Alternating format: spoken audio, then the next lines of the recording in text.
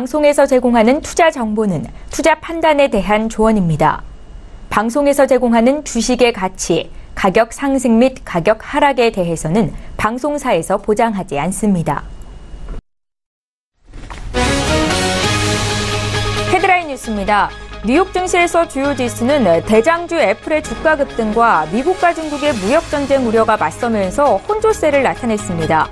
뉴욕 증권거래소에서 다우존스 지수는 전장보다 0.32% 하락한 25,333.82의 거래를 마쳤고 S&P 500 지수는 0.10% 내린 2,813.36을 기록했습니다. 반면 기술주 중심의 나스닥 지수는 0.46% 오르면서 7,707.29의 장을 마감했습니다. 미국 트럼프 행정부가 예정된 2천억 달러 상당의 중국산 제품에 대한 관세율을 기존 10%에서 25%로 올리는 방안을 검토하고 있다고 월스트리트저널이 보도했습니다. 미 백악관은 기자회견을 열고 중국과 무역 분쟁에 대한 협상은 여전히 열려 있다면서 이 같은 방침을 공개했습니다. 미국은 주로 기계, 부품 등 340억 달러 규모의 중국산 제품의 관세 부과를 단행했으며 중국에 추가로 160억 달러 규모의 관세를 부과할 것이라고 밝힌 바 있습니다. 중국 역시 보복하겠다는 의사를 밝힌 상태입니다. 미 연방준비제도가 8월 통화정책회의에서 기준금리를 동결하고 점진적인 추가 기준금리 인상 전망을 유지했습니다.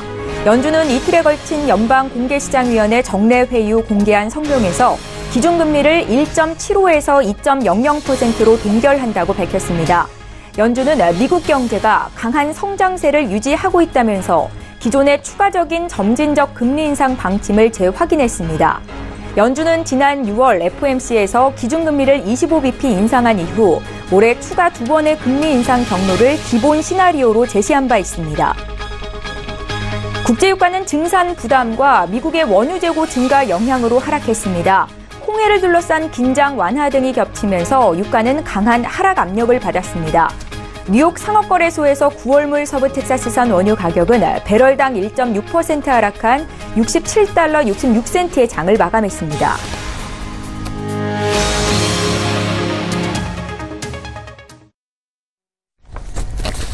시청자 여러분 안녕하십니까? 출발 증시와이드 1부 시작합니다. 최은정입니다.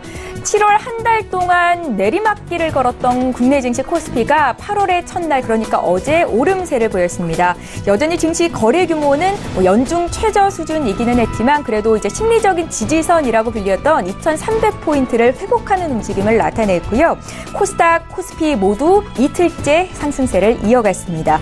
자, 미중 간 무역 관련 이야기는 날마다 바뀌고 있는데요. 여전히 무역 정책에 대한 불확실성은 지속되는 가운데 오늘 새벽에 마감한 미국 뉴욕 증시 3대 지수는 혼조세를 나타냈습니다. 자, 오늘도 출정 일부 시간에는 시장에 영향을 미칠 주요 이슈 분석 도와드리도록 하겠습니다. 예, 오늘 글로벌 시시각각 시간에는요. 고가 핸드폰 전략에 성공한 애플이 이 시가총액 1조 달러를 앞두게 됐습니다. 시장 예측을 뛰어넘는 2분기 실적을 발표한 건데요. 향후 부진했던 기술주 상승을 견인할 수 있을지 짚을 거고요.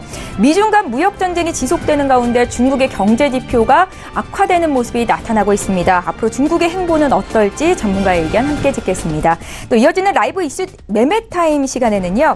지난 7월 우리나라 수출이 역대 두 번째로 좋았던 것으로 나타났습니다. 주요 경제 지표는 부진한데 이같이 수출이 좋은 이유와 함께 앞으로의 흐름 어떨지 짚어볼 거고요. 111년 만에 최악의 폭염이 이어지는 가운데 한국전력의 주가가 여전히 힘을 못 쓰고 있습니다. 지금이 저가 매수 기회일지 투자 의견까지 짚겠습니다. 자, 오늘 8월 2일 목요일이고요. 출중 일부 시간 지금 본격적으로 시작합니다.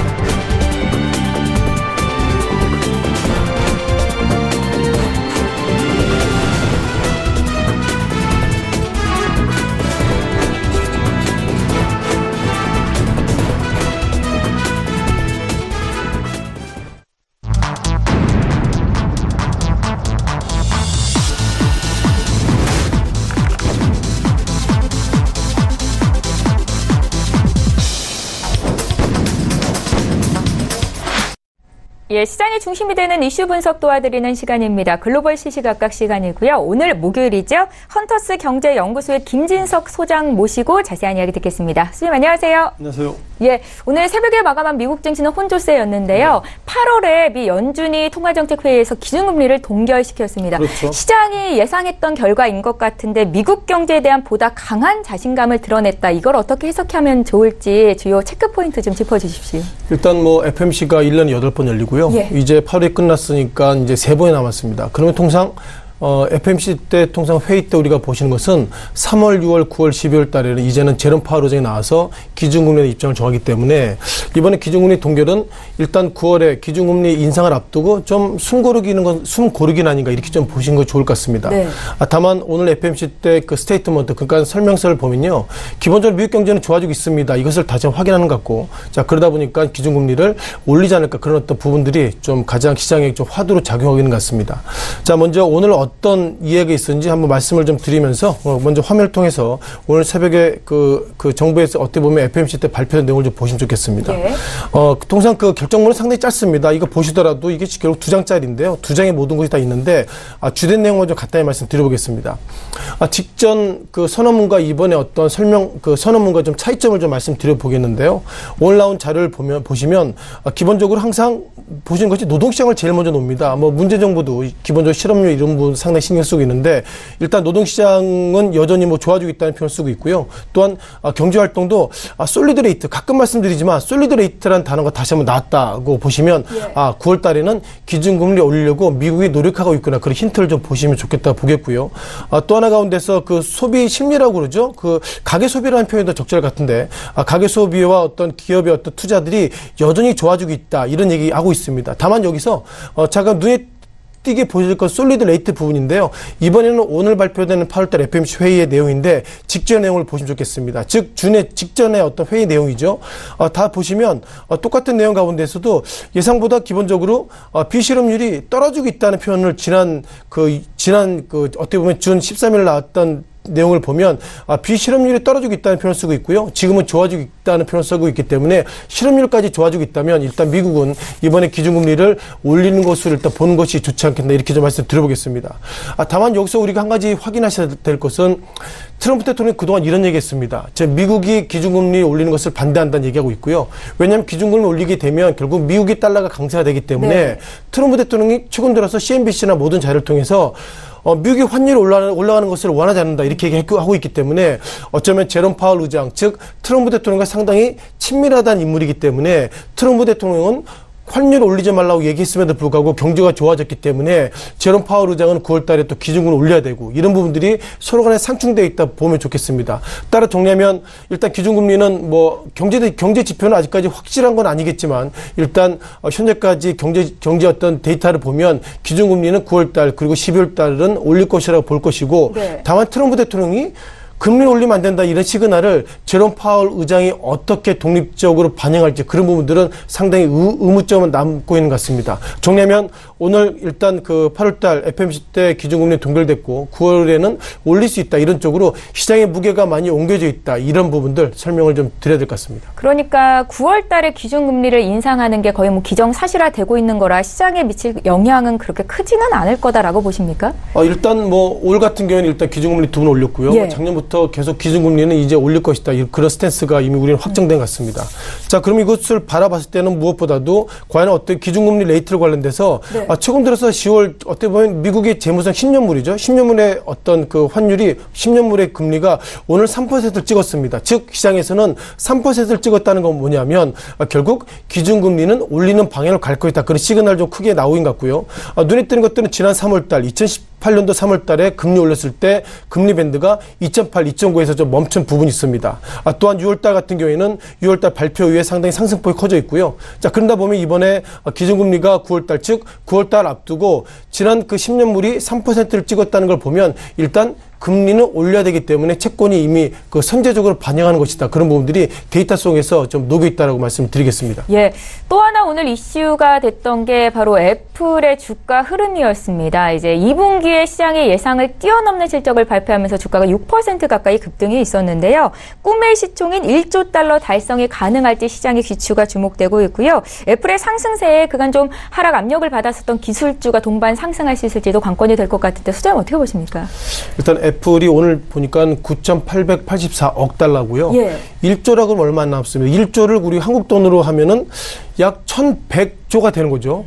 1,100조 정도 되는데요. 삼성전자 지금 오늘 어제 시총이 298조입니다. 예. 그러니까 애플하고 삼성전자하고 차이가 매출에 대한 차이는 별로 없는데 결국 삼성전자가 애플보다 3분의 1 적은 것인지 아니면 애플이 삼성전자보다 3분의 2가 많은 것인지 상당히 고민되고 있습니다만 최근 들어서 삼성전자가 정말 개미의 지옥이다 이런 얘기가 있는 거 보면 네.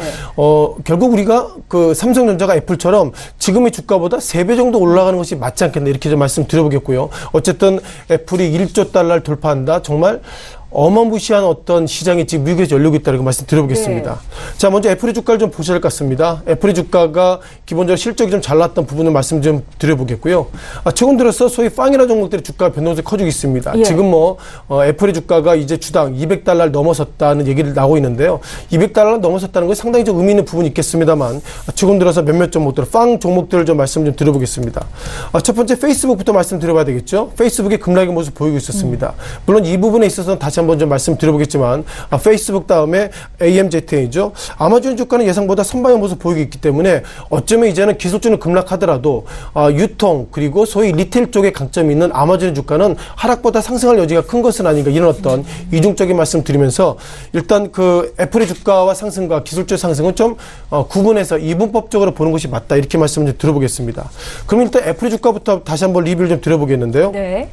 애플의 주가가 최근 들어서 주가 급등을 많이 했습니다. 오늘 같은 경우에도 AFL 같은 경우에도 주당 200달러 넘어섰는데요.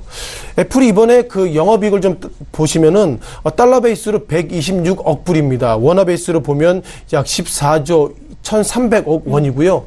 그렇다면 애플이 그 14조 1,300억 원인데 1,300억 원 정도 되는 게 시총을 결국 1조 달러를 넘어선다 그러면 삼성전자 어떤 리뷰를 좀 드려보겠습니다. 자, 삼성전자의 주가를 모습 보시면요. 자, 삼성전자 주가 최근의 트렌드의 모습입니다. 결국 주당 46,750원. 지금 일단 8시부터 이제 시세가 들어가고 있지만 5만 원대를 못 밀리고 있는데 애플이 2분기 영업이익이 14조 1,300억 원대 그리고 삼성전자는 2분기 영업이익이 14조 8,700억이기 때문에 삼성전자 2분기 영업이익이 애플보다 일단 넘어서고 있다는 거 보면 삼성전자 주가가 지금보다 많게는 2배 이상 상승할 수 있는 일단 핑계는 좀 일단 시장에서는 나오고 있다고 말씀드려보겠고요. 네네. 다만 애플과 삼성전자가 휴대폰 쪽의 예상보다 좀 헤매고 있다라고 보면 좋겠습니다. 삼성전자 이번에 2분기 실적 발표했음에도 불구하고 삼성전자 갤럭시 S8이 예상보다 안 팔렸습니다. 이런 평가도 있고요.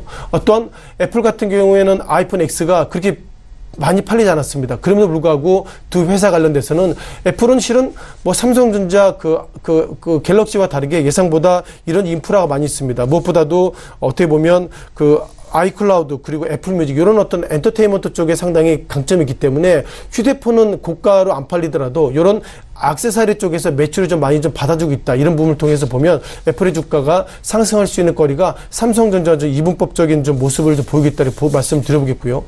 또한 다시 한번 좀 화면을 좀 돌아가면 페이스북에 대한 말씀을 다시 한번 마지막으로 정리드리겠습니다. 예.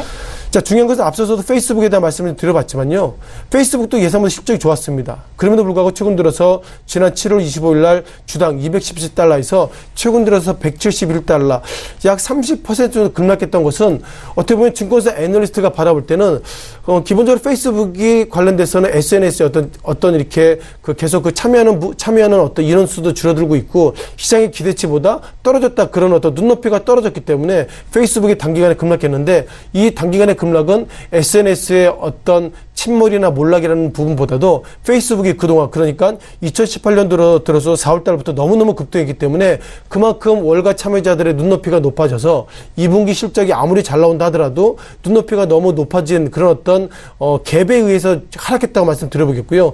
따라서 페이스북을 비롯해서 트위터, 최근 들어서 SNS 종목들이 하락했지만 그것은 결국 일시적인 급등에 의한 단기적인 급락으로 보시는 것이 좀 맞겠다라고 제 개인적인 말씀도 드려봤습니다. 예, 이슈 분석을 통해서 우리는 어떤 포인트를 짚어야 하는지 전문가의 의견을 듣고 있습니다. 이제 세 번째 이슈로 넘어가 볼 텐데요. 미중 간 무역 전쟁이 격화되는 가운데 이 중국의 경제 지표가 계속해서 경고등이 켜지고 있습니다. 중국 당국의 고민이 깊어질 것 같은데 앞으로 중국의 행보는 어떨까요, 소장님? 일단 뭐 중국이 상당히 좀 고민인 건 맞죠. 예. 아시는 것처럼 최근 들어 몇몇 데이터를 보면 미국 경제가 상당히 어렵다 이런 좀 평가가 많이 있는데요. 과연 그것을 어렵다고 봐야 될지 모르겠습니다만 기본적으로 통계청에서는 그 미국과 중국 같은 경우에도 통계국이죠. 통계국이 이런저런 뭐 GDP 데이터 나오고 있는데 아직까지 월가에서 바라볼 때는 중국의 저런 데이터가 과연 신뢰성이 있을까 예. 이런 부분들이 의문점을 가지고 있고요. 지난 시기에 퇴임한 중국의 인민은행장도 퇴임을 앞두고 이런 얘기했습니다. 중국은 부채 비율이 많아서 문제입니다. 이런 얘기를 중국의 인민은행장이 얘기했다는 걸 보면 우리가 모르는 어떻게 보면 그 그림자 경제 즉 디폴트 즉 부채와 관련돼서 일단 중국이 좀 어려움이 있는 것은 아닌가 그런 어떤 흔적들을 우리가 좀 느낄 수 있다고 말씀 드려보겠습니다. 다만 기본적으로 최근 들어서 미국과 중국의 어떤 무역 전쟁이 커지고 있는데 자 그러면 중국이 어려질 것인가 이런 부분들이 상당히 화두의 모습을 가지고 있고요. 다만 우리가 중국 어떤 미국의 데이터를 보면 이번 2분기 GDP가 4%입니다. 즉 4.1%고요. 한국이 지금 3%에서 2%로 좀 어려워지고 있는 가운데 결국 미국이 4%대 2분기가 성장이 좋아지고 있다 이렇게 말씀드려보겠고요. 자 그러다 보니까 월가에서는 그럼 중국은 어려워지는 것은 아닌가 이런 얘기 있는데 중국이 이번에 2분기 GDP가 상당히 좋아지고 있습니다. 그런 걸 보면 미국과 중국은 좋아지고 그 외 국가들이 어렵다 이렇게 말씀을 드려보는 것이 일단 좋을 것 같고요.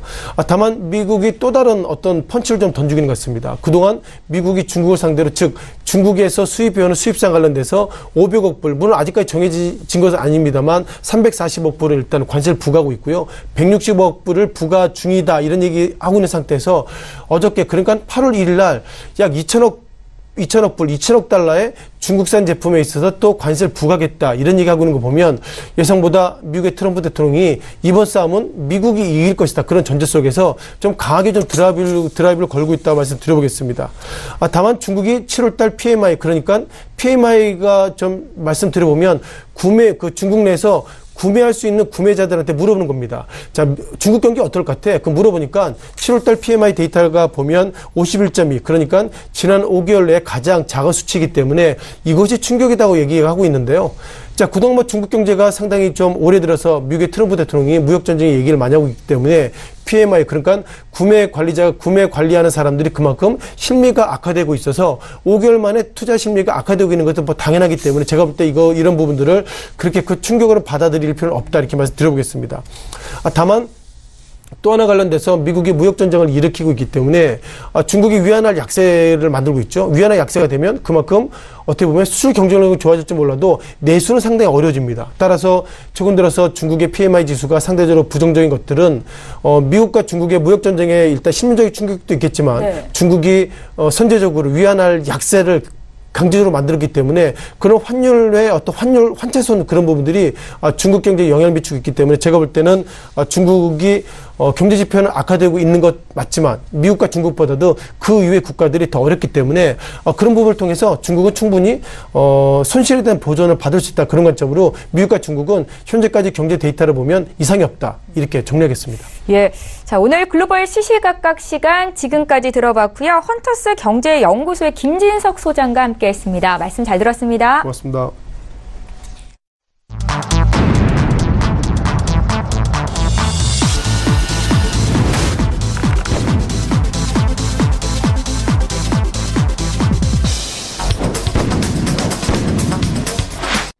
예, 이번에 국내 시장 쟁점 구체적으로 보겠습니다. 라이브 이슈타임 시간이고요. SK증권 영업부 PIB센터의 이재강 이사 화상으로 연결해보겠습니다. 이사님 안녕하세요. 네, 안녕하십니까. 예, 편안한 밤 보내셨는지 모르겠습니다. 열대야가 너무 심해서요. 그렇죠. 8월의 첫날 그래도 증시는 올랐는데 8월은 좀 괜찮을 수 있을까요, 이사님? 네, 우리 그 속담에 보면 시작이 반이다 하는 말이 있죠. 예. 자, 어제 장에서 이제 8월을 시작하는 첫날이었는데 그래도 긍정적으로 산뜻하게 출발하는 그런 모습을 보였습니다. 국내 코스피 시장, 대표주를 할 수 있는 코스피 시장이 2,300포인트를 돌파하면서 8월을 시작했으나 뭔가 부족한, 그죠? 뭐 112년 만에 최대 폭염이 지금 지속되고 있다고 합니다. 이거 주식 분석할 것이 아니라 이 시간에 기우제를 드려야 되는 것이 아닌가 하는 생각이 들 정도입니다. 이 찌든 듯한 짜증나는 더위만큼이나 주식시장도 좀 답답하고 뭔가 부족한, 역시 2%가 추가 부족한 그런 모습을 보여주고 있습니다. 다시 한번 강조드립니다만 주식 투자는 때를 사는 거라고 했습니다. 아직은 때가 되지 않은 그런 모습을 보여주고 있다는 점입니다. 자, 전일 국내 시장이 상승을 했습니다. 여러 가지 이유죠. 자, 미국과 중국의 무역 분쟁이 해소의 실마리를 풀고 있다 하는 소식이 전해지면서 상승을 했는데 오늘 새벽에 끝난 뉴욕 증시는 다시 한번 또 미국과 중국의 무역 분쟁이 해소되는 것이나 확대 불거진다고 합니다. 그러니까 트럼프 대통령이 2천억 달러에, 2천억 달러에 해당되는 중국 수입품 관세에 대해서 10%가 아니라 25%, 2.5배의 관세를 부과하겠다 하는 소식이 전해지면서 다시 한번 세계 시장이 움츠러드는 그런 모습을 보였습니다. 국내 시장도 예외는 아니다시피 해외 여건에 따라 일희일비할 수밖에 없는 그런 아주 취약한 그런 증시 구조를 가지고 있다는 점 또한 관가할 수 없는 그런 상황이 아닌가. 그래서 다시 한번 강조드립니다만 더위, 야외 활동을 자제하고 좀 쉬라고 하죠. 주시장도 그런 쉬는 타이밍이 아닌가. 다만 앞서서 강조해드렸다시피 최악의 상황은 지났다는 점. 그리고 또 중요한 거. 고통이 심하면 심할수록 하락폭이 깊으면 깊을수록 그 다음에 오는 상승은 충분히 우리가 수익을 낼 수 있는 기회를 많이 준다는 점에는 변함이 없기 때문에 그때를 준비하는 그런 시간이 필요하다 이렇게 말씀을 드립니다. 예, 잠시 뒤에 구체적으로 오늘장 투자 전략 여쭤보고요. 저희 이슈 분석하겠습니다. 지난 7월 우리나라 수출이 역대 2위를 기록하면서 호조를 이어갔습니다. 그런데 이제 주요 경제 지표는 부진하게 나타나고 있는데 유독 수출이 강한 걸로 집계가 됐는데요. 이유가 뭔지 앞으로의 흐름은 어떨지 좀 봐주십시오. 네, 앞서서도 제가 이 시간을 통해서 대한민국 호는 수출 드라이브 정책을 써야 된다는 말씀 드렸죠. 적은 부존 자원, 그리고 적은 땅덩어리를 가지고 있기 때문에 우리 대한민국 국민들의 우수한 두뇌를 가지고 해외에서 달러, 위안화, 그리고 유로화, 이엔화를 벌어들여서 수출이 증가돼야지만 내수도 활성화되고 경기도 살아나는 그런 경제 패러다임을 갖고 있는 나라가 대한민국입니다. 자, 그런데 여러분도 아시다시피 지금 뭐 최저임금 인상이라든지 주 52시간 시간 규정이라든지 이런 여건으로 인해서 중소자영업자들이 피해가 엄청나다고 합니다. 연일 자영업자들이 불만 소리, 안타까운 소리가 계속해서 뉴스를 통해서 나오고 있는데요. 그것과 마찬가지로 지금 국내 경기 여건은 굉장히 어려운 일부 극단적인 자영업자께서는 IMF보다 더 심한 그런 고통을 받고 있다 하는 말도 서슴지 않게 하고 있는 그런 모습입니다. 이런 어려운 여건 속에서도 그나마 단비 같은 소식이 전해졌죠. 자, 대한민국의 7월 수출이 역대 2위를 기록했다고 합니다. 고용과 경제 지표의 부진 속에서도 아주 긍정적인 신호인데요. 이 수출이 크게 증가한 가장 큰 이유로서는 보니까 국내 수출은요, 내수보다는 해외 경기에 의존하는 경향이 크죠. 7월 수출이 518억 8천만 달러, 전년 대비 6.2%가 증가를 했고요. 월간 단위로서는 역대 2위 기록이라고 합니다.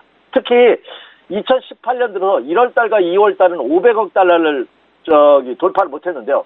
3월부터 7월까지 5개월 연속 월간 수출액이 500억 달러를 돌파하는 기록을 세우면서 역대 이것도 최장 기간입니다. 그리고 지난 1월부터 7월 말까지 7개월 동안 역시 누적 수출액도 역대 최고치를 갱신한 그런 모습을 보여주고 있습니다.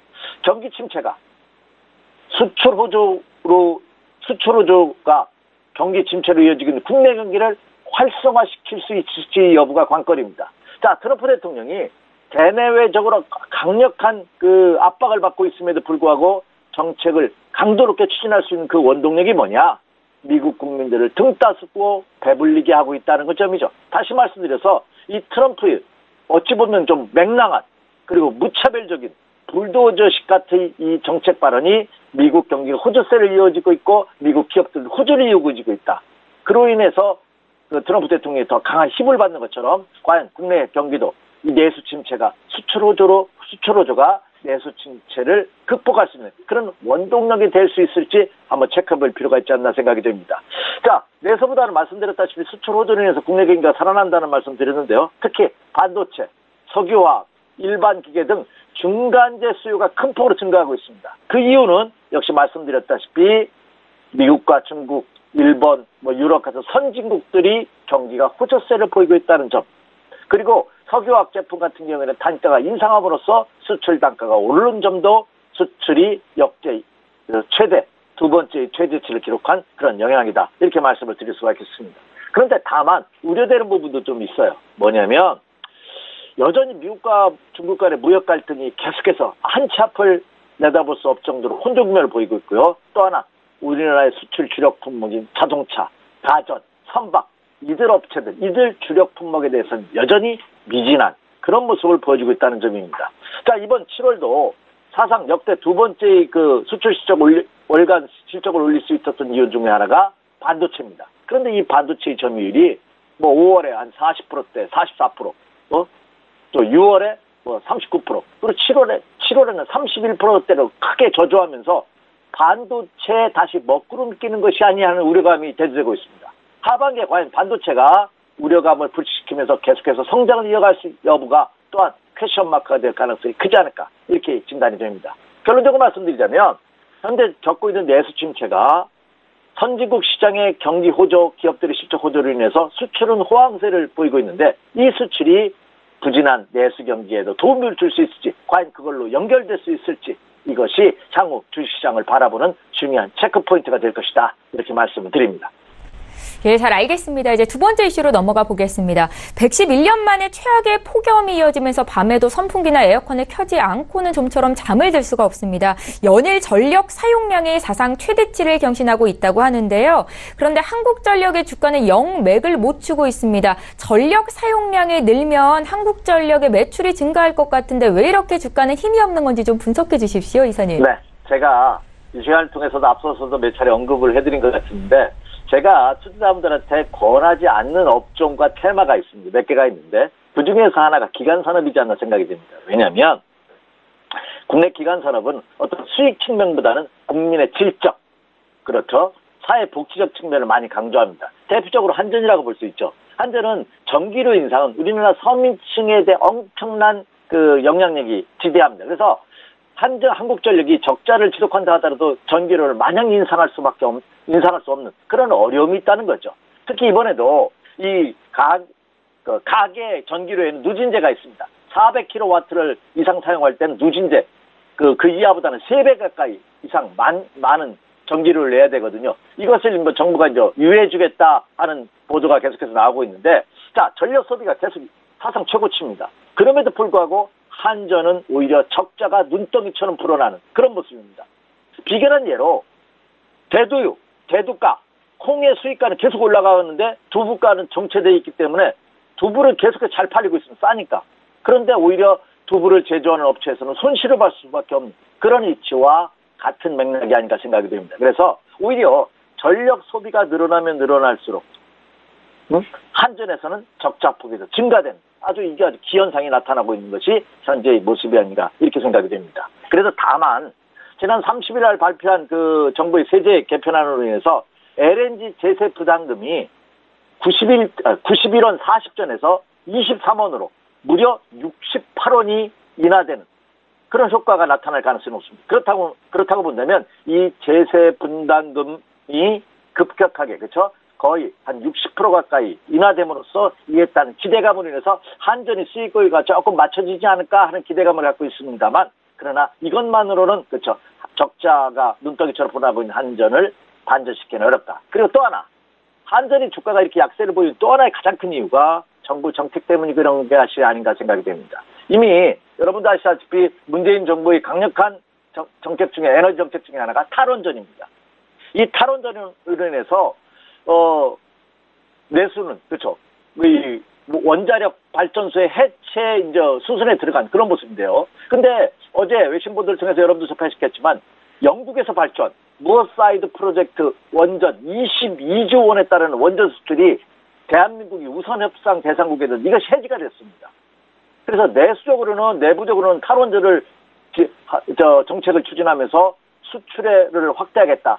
이것이 참 앞뒤가 맞지 않는 그런 수준이 아닌가. 그 여파가 이번 원전 우선 협상 대상국의 그 대상국 지위에서 해제된 그런 요인이 되지 않을까 이렇게 예상이 됩니다. 이 또한 투자 심리를 크게 위축시키면서 전일 한국전력이 크게 하락하는 그런 모습을 보였다는 점입니다.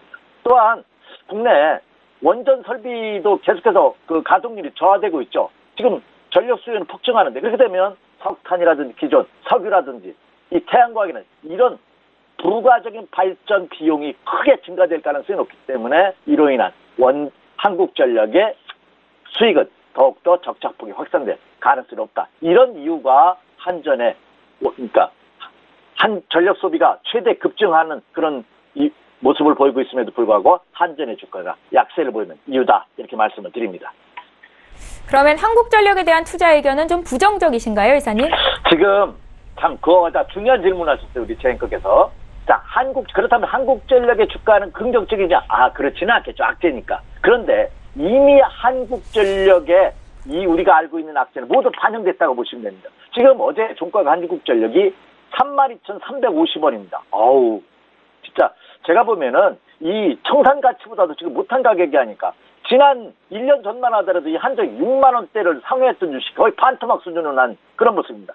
더 이상 빠질 것은 없는 과연 언제 상승하냐의 문제는 시기가 좀 필요하겠습니다만 지금 시점에서 한국전력을 갖고 계시는 분이라면 매도할 필요는 전혀 없지 않나 생각이 됩니다. 다만 급락을 보인다면 오히려 조금씩이라도 불안 매수 시점이 곧 다가오는 것이 아닌가 하는 생각을 들 정도로 그러니까 적극적으로 매수 전략을 여러분에게 한전한테는 드릴 수는 없습니다만 상대적으로 이런 악재로 인해서 지금 시점에서 마지못해서 투매에 동참한다든지 더군다나 지금 시점에서 매도에 동참하는 것은 저는 적극적으로 반대 의견을 여러분에게 드리고 싶습니다. 예, 한국전력의 주가는 바닥 수준이다라는 의견이셨고요. 아마 시청자분들이 가장 기다리실 질문일 것 같습니다. 그래서 오늘장 투자 전략은 어떻게 가져갈까요, 이사님? 네, 저한테 질문을 하셨는데 제가 하나 질문을 한번 해볼게요. 우리 최원정은 그는 지금 투자자분들이 가장 불안하고 궁금한 사항이 시장에서 뭐라고 생각하십니까? 8월 들어서 그러니까 7월 말 들어서 주가가 조금 올라오고 있는 것 같은데 이게 얼마나 지속될까가 가장 궁금할 것 같은데요. 네, 그렇죠. 네, 가장 적절한 질문이신 것 같아요. 제가 이제 왜 질문을 드렸냐면 투자자분들이 과연 현재 시점에서 주식을 사도 되는지 팔아야 되는지 과연 이 반등세가 그동안의 지리한 악재 국면에서 벗어나면서 상전환될지 이것이 가장 관건인 겁니다. 그런데 앞에 제가 모두에 언급해 드렸죠. 2%가 부족한 시장이다. 그 2%를 개인 투자가들의 힘만으로는 커버할 수 없습니다. 여전히 큰 손대력들, 국내 기관 투자가들이 가세해줘야 됩니다. 자, 국내 최대의 투자자, 연기금이죠. 600조 원 넘는 자금을 운영하는 이 연기금이 주채권들의 주식을 매도하고 있다는 보도가 나오고 있습니다. 그들도 국민의 노후 자금을 운영하기 때문에 어떤 정책적이나 일시적인 어떤 이유로 인해서 매수나 매도를 하지는 않을 겁니다. 그래서 철저하게 수익 위주로 그리고 국민의 노후 자금을 안전하게 운영한다는 측면에서 하다 보니까 역시 국내 최대의 기금도 향후 시장에 대한 불확실성을 이미 염두에 두고 있는 증거가 아닌가 생각이 됩니다. 하물며 이런데 개인 투자가들은 마찬가지입니다. 지금 시장에서 고점 대비해서 보면 엄청나게 빠져 있어요. 가격적으로 싼 모습을 보여주고 있지만 가격이 싸다는 이유만으로 상승 전환하기엔 그렇죠? 넘어야 될, 거쳐야 될 과정이 크다는 점입니다. 그래서 지금 장은 여전히 좀 보수적으로 현금 비중을 일정 부분 유지하는 그런 매매 전략이 필요하다. 다만 이미 말씀드렸다시피 최악의 상황은 지났기 때문에 주가가 크게 하락한다 하면 충분히 단기 매매가 가능합니다. 다시 말씀드려서 지금 시점에서 무리하게 매도할 필요는 없는 구간에 진입한 것은 사실이다. 다만 매수를 하기 위해서 초보 투자자분들은 여전히 좀 더 신중하게 접근하시고 굳이 매매를 한다면 철저하게 짧게 끊어친다는 욕심을 크게 가지 않는 이런 단기 매매 전략이 요구되고 있다 이렇게 말씀드립니다. 자, 오늘이 벌써 목요일입니다. 이번 주 오늘과 내일 이틀만 남겨놓고 있는 시장인데요. 여전히 이번 주에도 체크할 사항 몇 가지가 있죠. 그거 한번 살짝 말씀드리고 마무리 짓도록 하겠습니다. 첫째, FOMC 회의 결과가 나왔습니다. 금리를 동결했어요. 예상한 바와 같이. 역시 제롬 파월 의장의 기자회견 없다 보니까. 근데 중요한 거는 미국 경기가 살아나고 있다 하는 멘트를 강하게 줬다는 점입니다. 그래서 하반기 추가 금리 인상 가능성이 있다는 점 한번 체크해 주시기 바라고요. 자, 애플의 실적이 발표가 됐는데 아주 긍정적이죠. 무려 40%가 넘는 2분기 순이익이 무려 전기 대비해서 40% 넘는 순이익을 발전하면서 오늘 다우는 미국과 중국과의 무역 분쟁 확대 소식에서 하락했지만 나스닥은 상승하는 기염을 통했다는 것입니다. 자, 그렇다면 오늘 밤에 발표되는 테슬라의 실적, 그다음에 국내 자동차 업계에 미치는 영향이 절대적이다는 점입니다. 테슬라의 실적 한번 체크해 주십시오. 이렇게 말씀을 드립니다. 그리고 원달러 환율 동향 꼭 체크해 주십시오. 어제 원달러 환율 동향이 1원 90전 상승했습니다만 1120원대입니다. 1120원에서 안정적인 그래도 모습을 보이고 있다는 점. 조금 더 하락했으면 좋겠습니다만 그래도 환율 시장이 안정되고 있다는 점은 그래도 국내 시장에 긍정적인 시나리오를 주고 있다 이렇게 말씀드립니다. 그래서 이것을 한번 체크해 주시면서 여전히 조금 더 보수적으로 안전 운행을 지금 시장에서는 요구되고 있다 이렇게 말씀을 드립니다. 예, 경제 이슈 분석하고 투자 조언까지 얻어봤습니다. 지금까지 SK증권 영업부 PIB센터의 이재강 이사와 함께했습니다. 잘 들었습니다. 네, 감사합니다.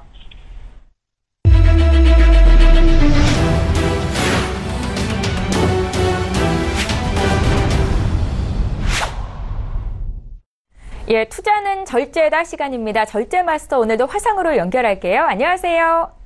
네, 안녕하십니까. 절제 마스터 김민준입니다. 예, 반갑습니다. 오늘도 국내외 선물 시장 투자 전략 여쭤볼 텐데요. 먼저 해외 선물부터 보겠습니다. 오늘 미국 증시는 혼조세였어요. 네, 그렇습니다. 예. 미국 3대 지수를 먼저 살펴봐야 될 것 같습니다. 미국 3대 지수는 애플 상승 랠리에도 무역 갈등 우려가 좀 부각되면서 혼조세를 나타냈는데요. 미국의 당초 2천억 달러 규모의 그 중국산 제품 관세 부과 계획과 관련해서 당초 10%에서 25%로 상향 조정하는 방안을 고려한다. 이런 코멘트가 있었습니다. 무역 갈등 우려가 다시 수면 위로 좀 부각되는 측면이 있었고요. 거의 애플의 지금 실적 호조 발표를 잠재우는 측면이 좀 있었습니다. 또한 연준의 이틀간 회의를 마치고 기준금리를 동결했었는데요. 시장에 역시 예상대로 금리는 동결이 되었었고 중요한 것은 9월의 금리 인상이 어떻게 될까라는 측면이었습니다. 9월의 금리 인상을 당연히 인상하겠다 이런 측면을 강하게 시사했고요. 오늘 시장 투자자들의 초점은 올해 금리를 3번 할 것이냐, 4번 할 것이냐, 여기에 초점이 맞춰져 있는 것으로 보입니다. 주관적으로는 올해 금리가 12월에도 단행될 것으로 보이는데 그것은 그때 가서 확인을 다시 한번 해봐야 될 것 같습니다. 또한 10년 만기 국채율이 장중 한때 6월에 처음이죠. 3%대를 돌파하기도 했고요. 또한 크루드 오일 측면에서는 어제 원유 재고량 발표가 있었는데 시장 예상치를 뛰어넘고 3%대 원유 재고량 급증을 이어내고 유가 하락 압력이 이어지는 이런 측면이 있었습니다. 개별 종목으로 지수 흐름을 좀 살펴보시겠습니다. 먼저 나스닥입니다. 나스닥 흐름을 보시자면 어제 아주 가파른 상승세가 있었습니다. 저희 예측과는 좀 달랐었는데요. 아무래도 애플의 호시적 발표가 좀 영향을 주지 않았나 이렇게 판단하고 있습니다. 호시적에 대한 발표가 이루어지고 상승세를 이어가다가 결국은 무역관세 우려가 지금 부과되면서 하방 압력을 이어가는 측면이 있었고요.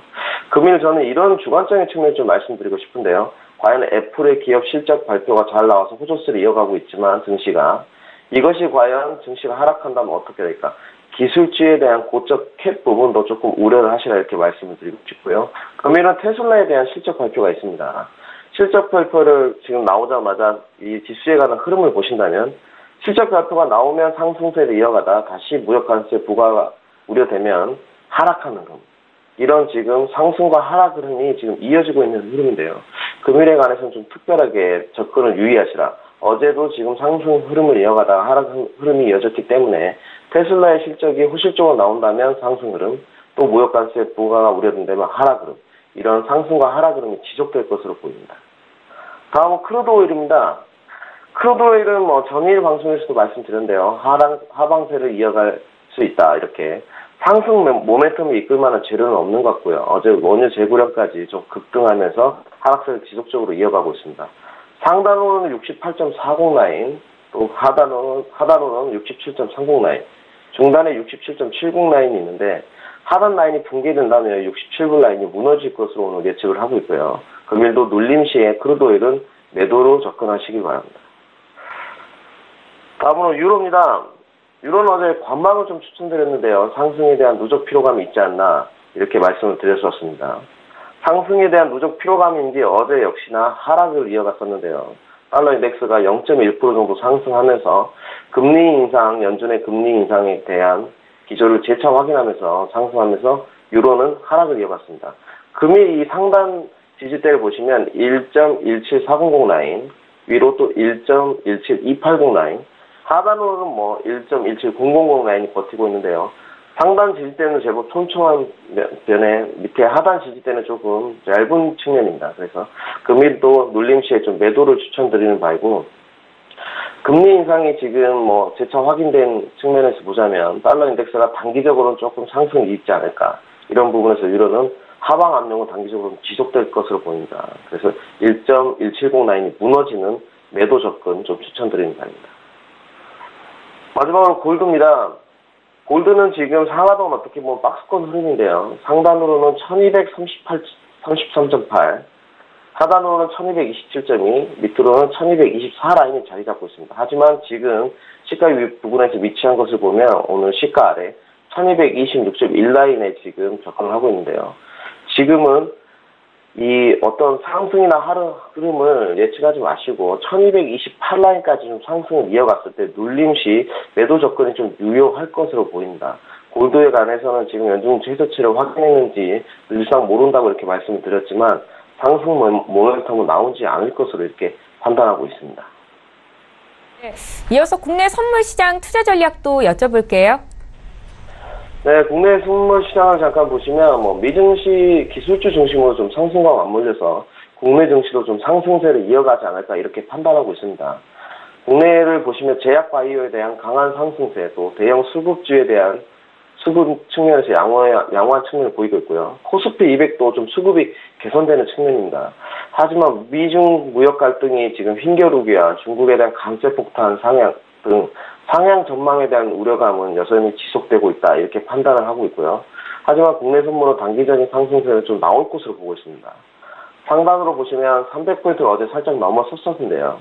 300.35 라인, 중단에가 299.35 라인, 하단으로 298.50 라인, 저점이 기술적으로 올라오는 국내 증시 흐름에 맞춰서 나오는 국내 선물 흐름이고요. 고점도 지속적으로 조금씩 높아져 가고 있습니다. 금일도 이런 흐름이 좀 지속될 것으로 보이고요.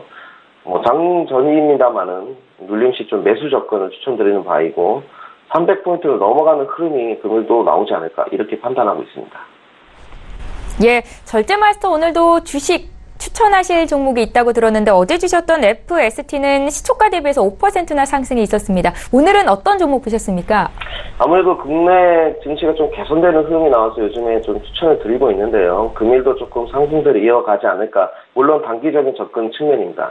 그래서 금일 추천드릴 종목은 052330 코텍입니다. 이 업체로 말씀드리면 간단하게 말씀드려서 비행기 안에 타시면 모니터를 보셨을 겁니다. 이 모니터를 만드는 산업용 한라 모니터입니다.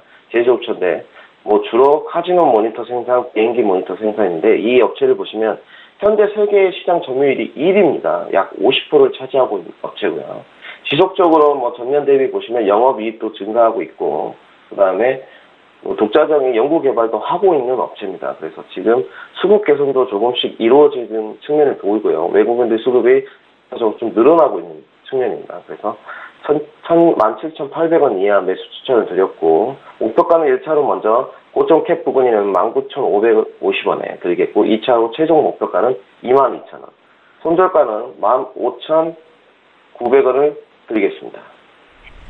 예, 코텍에 대한 투자 의견까지 지금까지 절제 마스터와 함께 했고요. 내일도 이 시간에 또 연결하도록 하겠습니다. 잘 들었습니다. 네, 감사합니다. 예, 출발 증시와이드 1부 여기서 마칩니다. 잠시 뒤 2부 시간 전문가와 함께하는 매매 전략 시간이 있습니다. 오늘도 추천주, 탑픽 종목 공개해 드릴 예정이고요. 두 분의 전문가와 함께 할 건데요. 원종윤 팀장, 김유윤 연구원 이렇게 두 분이십니다. 잠시 뒤 2부 시간으로 오겠습니다. 고맙습니다.